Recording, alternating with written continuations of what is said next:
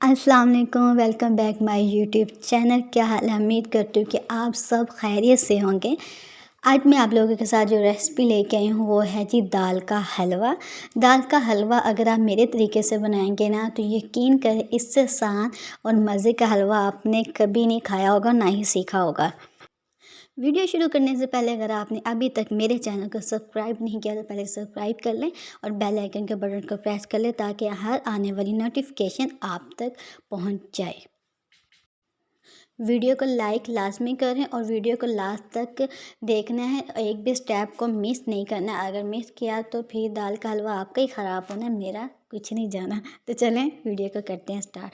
सबसे पहले हमने 2 कप के करीब चने की दाल ले लेनी है और उसको अच्छे से साफ़ कर लेना है। साफ़ करने के बाद हमने 3 कप के करीब पानी डाल के इसको छोड़ देना है।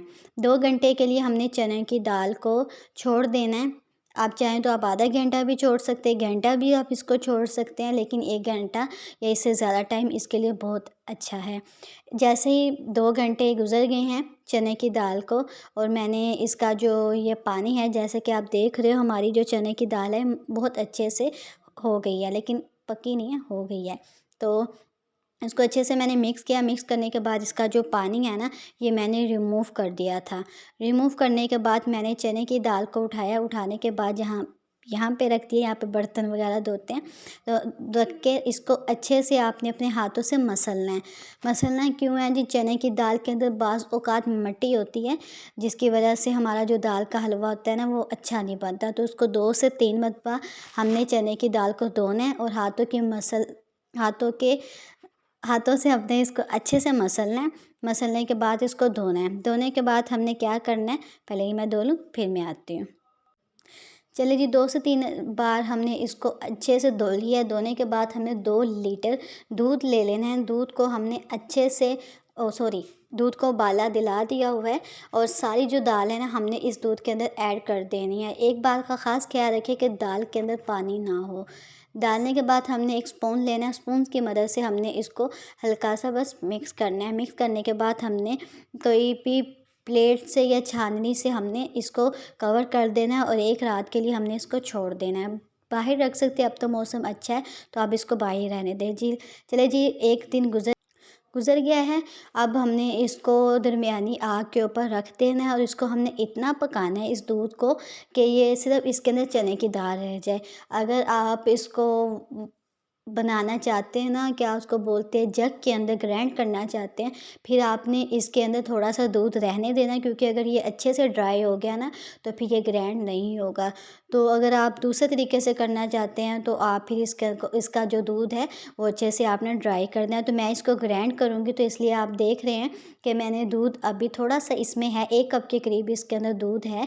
बाकी की जो है ना वो दाल हमारी अच्छे से पक गई हुई है। अब आप देख भी सकते हैं कि दाल हमारी कितनी अच्छे से गल गई है और दूध जो है वो हमारा गर्म होना चाहिए, ज़्यादा गर्म नहीं होना चाहिए। हल्का सा गर्म हो ताकि हमारी जो दाल है वो अच्छे से ग्राइंड हो जाए।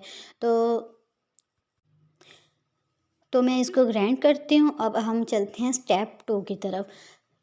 हमने यहाँ पे कढ़ाई रख दी है। कढ़ाई के अंदर चाहे तो आप देसी घी का ही केला इस्तेमाल कर सकते हैं या आप चाहो तो आप ऑयल का भी इस्तेमाल कर सकते हैं, लेकिन मैंने आधा कप के करीब कश्मीर घी लिया है और इसके अंदर मैंने 2 टेबलस्पून के करीब देसी घी ऐड किया। अगर आप घी के अंदर थोड़ा सा भी देसी घी डाल देंगे ना तो फ्लेवर वही आएगा और उसके जो टेस्ट को और मज़ीद बढ़ाने के लिए ना मैंने 3 टेबलस्पून के करीब मैंने इसके अंदर बटर ऐड किया है। आप चाहें तो आप एक ही रख सकते हैं, ये आप पे डिपेंड करता है, ये आपके टेस्ट पे डिपेंड करता है। और जैसे ही और इस घी को हम गरम करने के लिए रख देते हैं। जैसे ही हमारा घी जो है वो गरम हो जाता है तो फिर बताते हैं इसके अंदर क्या डालना है। इस घी को अच्छे से गरम करने के बाद मैंने 4 से 5 छोटी इलायची ली और उनको थोड़ा-सा कूट के इस घी के अंदर डाल दिया है ताकि जो हमारा हलवा है उसका टेस्ट और मज़ीद अच्छा हो और अच्छा से इसको हमने मिक्स करना है। मिक्स करने के बाद हमने जितनी भी जो दाल थी ग्राइंड की है वो हमने इसके अंदर डाल देनी है सारी की सारी।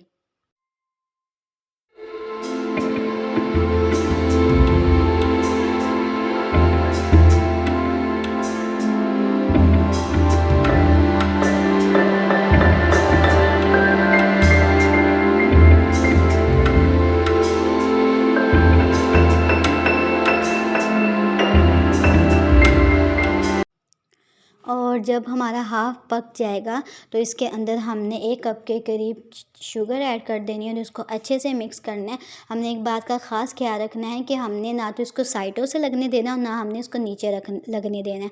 उसके बाद हमने दूध की मलाई 1 कप ले ली है और आधा कप हमने मिल्क पाउडर ले लिया। आप जैसा कि मेरी पहली वीडियो का अगर आपने विज़िट किया हुआ तो आपको पता है खीर हलवे में ये स्टेप मेरा लाज़मी होता है। अगर आप ये इस तरीके से भी बनाएँ और एक बार खोया डाल के बनाएँ, फिर आप मुझे रिज़ल्ट बताइएगा मज़ा किसका ज़्यादा है।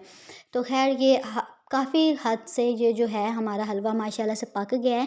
पकने के बाद फिर हमने ये जो बनाया था पेस्ट, ये हमने इसके अंदर ऐड कर दिया है और जब तक मतलब इनके 99% ये डन हो जाएगा तभी हमने वो पेस्ट इसके अंदर ऐड करना है, उससे पहले नहीं डालना और इसको हम अच्छे से मिक्स करेंगे। आप इसके अंदर बादाम, पिस्ता जो भी चाहें आप इसके अंदर डाल दें और इसको अच्छे से पकाएँ और जब जैसे ही गाढ़ा हो जाए आप इसका चूल्हा बंद कर दें और अपने मेहमानों के साथ और अपनी फैमिली के साथ शेयर करें। ये थी मेरी आज की वीडियो।